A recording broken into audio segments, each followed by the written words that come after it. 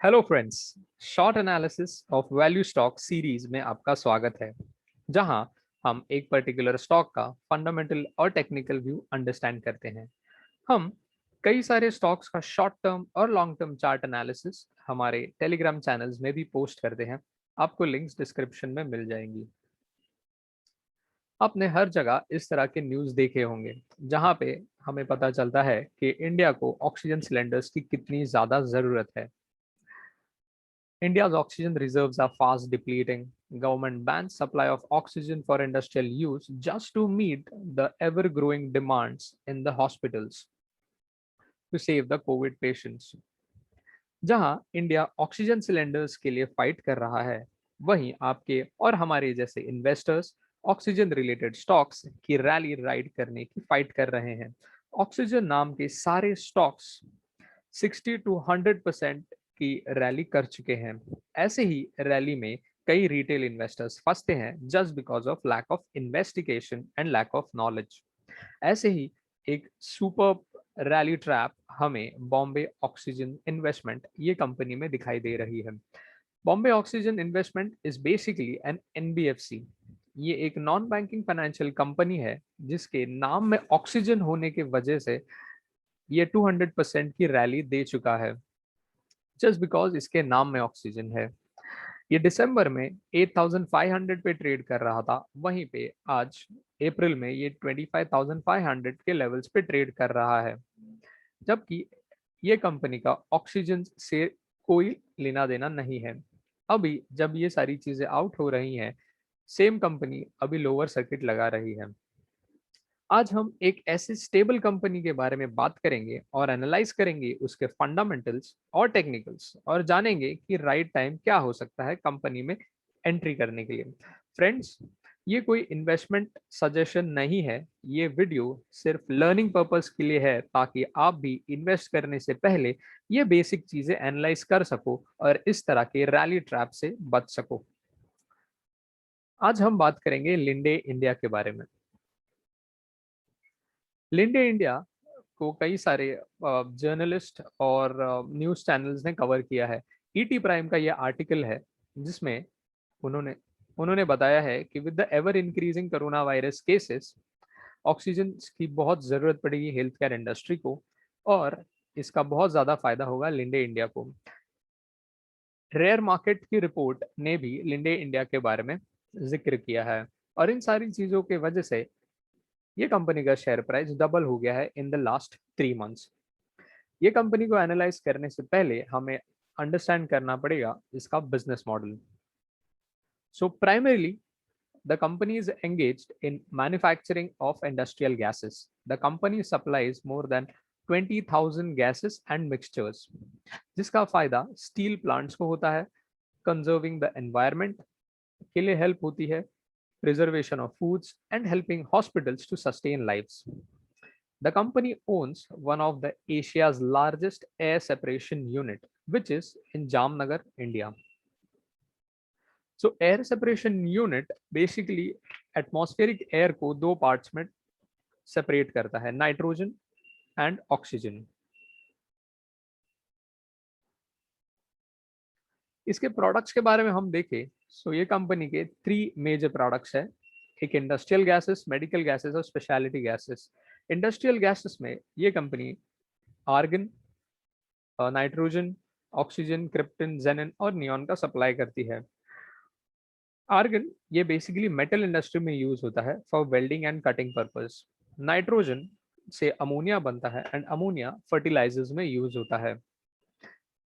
Krypton ये headlamps और ledgers में यूज होता है, और xenon high speed electronic flash bulbs और फोटोग्राफी में यूज होता है। नियॉन लाइट्स के बारे में हम सभी जानते हैं। लिंडे इंडिया मेडिकल गैसेस का लार्जेस्ट सप्लायर है इन इंडिया, जहां ये medical oxygen, nitrous oxide, home care products, oxygen concentrate and Entonox की सप्लाई करता है। एंटोनॉक्स एक पेन रिलीवर गैस है। स्पेशलिटी गैसेस में ये कंपनी काफ़ी सारे इंडस्ट्रीज को केटर करता है। petrochemicals, pharmaceutical, electronics, semiconductor, paper, hospitals, etc. The company has an engineering and execution experience in the field of steel manufacturing, electronic semiconductors, chemical processes, fertilizers, hospitals, and these fields. अब हम discuss करेंगे इनके financial और इनके charts. सबसे पहले हम start करेंगे इस कंपनी के प्रॉफिट एंड लॉस स्टेटमेंट से।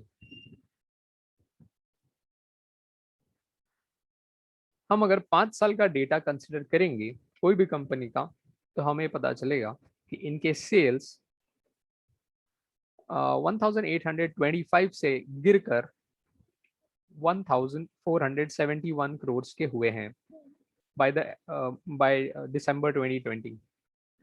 सो यहाँ पे हमें एक डिप दिखाई देता है। सो कंपनी के सेल्स ने डी ग्रोथ किया है at a rate of 5% CAGR। Operating profits की बात करें, सो ये 287 करोड़ 2016 में था और अभी ये 375 करोड़ हुआ है। सो यहाँ पर सेल्स में गिरावट है, बट वहीं पर ऑपरेटिंग प्रॉफिट्स इसका बड़ा है। सो ये बेसिकली इसके प्रॉफिट मार्जिन की वजह से हुआ है।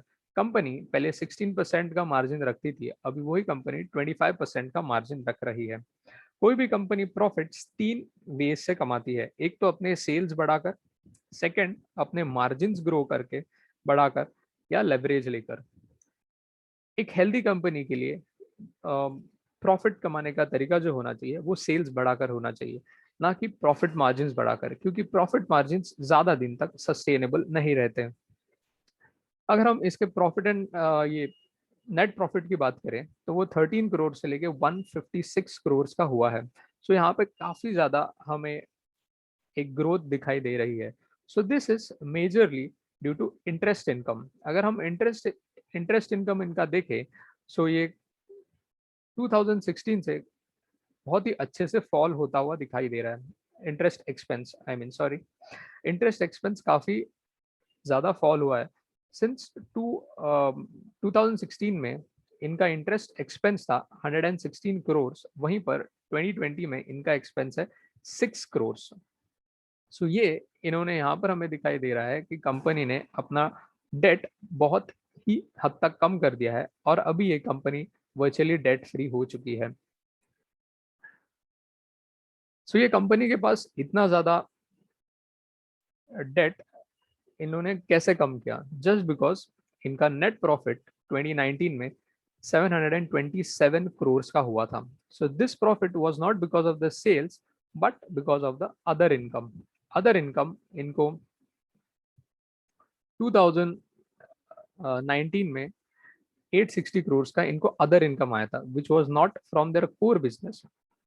ये पैसे कंपनी के पास अपने साउथ रीजन के बिजनेस का डाइवेस्टमेंट करने से आया था।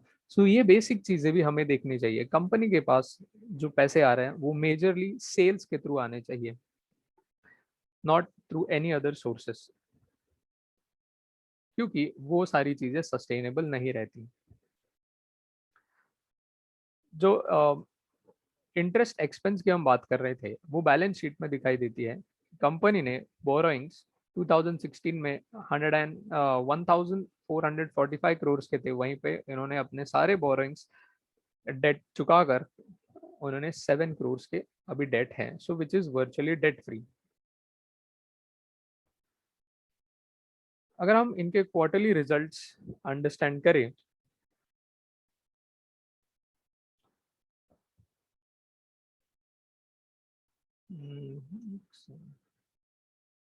ओके, अगर हम इनके क्वार्टरली रिजल्ट्स एनालाइज करें तो हमें पता चलता है कि कंपनी ने 2020 में दिसंबर के क्वार्टर में काफी अच्छे सेल्स किए थे, विच इज अराउंड 30% का यहाँ पर हमें ग्रोथ दिखाई दे रहा है as compared to September quarter. Similarly जून के क्वार्टर में 248 करोड़ के सेल होने के बाद भी कंपनी ने 370 करोड़ के सेल किए थे सितंबर में, विच इज अप्रोक्सीमेट 50% का यहाँ पर ग्रोथ है। सो क्वार्टरली कंपनी काफी अच्छा ग्रोथ कर रही है, जिससे हमें पता चलता है कि ये साल के फिगर्स कंपनी के बहुत अच्छे हो सकते हैं। With net profit 20 crores, 35 crores और 62 crores। ये काफी इंक्रीजिंग नंबर्स है, सो हमें ये साल के नंबर्स देखने होंगे। अभी हम कंपनी के चार्ट्स पे देखते हैं कि क्या ये चार्ट पे सही लेवल दिखा रही है फॉर बाइंग और फॉर एंटरिंग अपॉर्चुनिटीज। तो हमें यहाँ पर दिख रहा है कंपनी 2014 से 2021 तक एक स्टेडी ग्रोथ कर रही थी। सो कंपनी ने 2014 से लेके 2021 तक 100% का रिटर्न दिया है, और वहीं पर ये चैनल ब्रेकआउट देने के बाद कंपनी ने यहाँ पर भी 100% का रिटर्न दिया है। सो जहाँ हम देख रहे हैं पिछले 6 साल में कंपनी ने जितना रिटर्न दिया है, उतना ये सेम रिटर्न कंपनी ने ये 1-2 महीने में दे दिया है। सो यहाँ पर कंपनी का ब्रेकआउट हुआ है और कंपनी का शेयर अभी ये लेवल पे कंसोलिडेट कर रहा है, विच इज लेवल ऑफ 1941 और 1700 के आसपास है। सो अगर ये कंपनी का शेयर प्राइस 1950 के ऊपर अगर क्रॉस करता है और वहाँ पे स्टेबलाइज होता है, तो हमें काफ़ी अच्छा मूव दिख सकता है। करंटली कंपनी का जो शेयर प्राइस है वो ओवरबॉट जोन में है।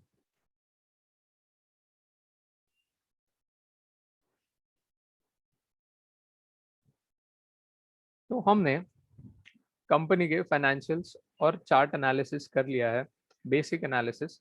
अब हम एक रिव्यू लेते हैं कि हमने कौन सी चीज़ें डिस्कस की। इनिशियली हमने देखा कि company one of the largest player है इन डोमेस्टिक गैस इंडस्ट्री। इसके फाइनेंशियल्स अभी currently company virtually debt free है, जो बहुत ही पॉजिटिव साइन है, और इनके क्वार्टरली रिजल्ट्स बहुत अच्छे से दिखाई दे रहे हैं इंप्रूव होते हुए। Growth drivers with the increase in oxygen cylinder demand, इनके सेल्स और प्रॉफिट्स दोनों शूट अप हो सकते हैं। अदर बेनिफिशियरीज में steel industry is the largest consumer of oxygen, और जैसे मैन्युफैक्चरिंग सेक्टर को सपोर्ट गवर्नमेंट इनिशिएटिव्स मिलते रहेंगे, उस तरह से ये कंपनी को भी फायदा मिलते रहेगा। और कंपनी कोल्ड स्टोरेज सॉल्यूशंस भी प्रोवाइड करती है, जिसके वजह से वैक्सीन स्टोरेज में भी ये कंपनी का बहुत ही अच्छा फायदा हो सकता है। मैं आशा करता हूँ आपको हमारा ये शॉर्ट एनालिसिस पसंद आया होगा। ऐसे ही short analysis of value stocks को सीखने के लिए और अंडरस्टैंड करने के लिए हमारे चैनल को सब्सक्राइब करें और टेलीग्राम चैनल को ज्वाइन करें। Thank you.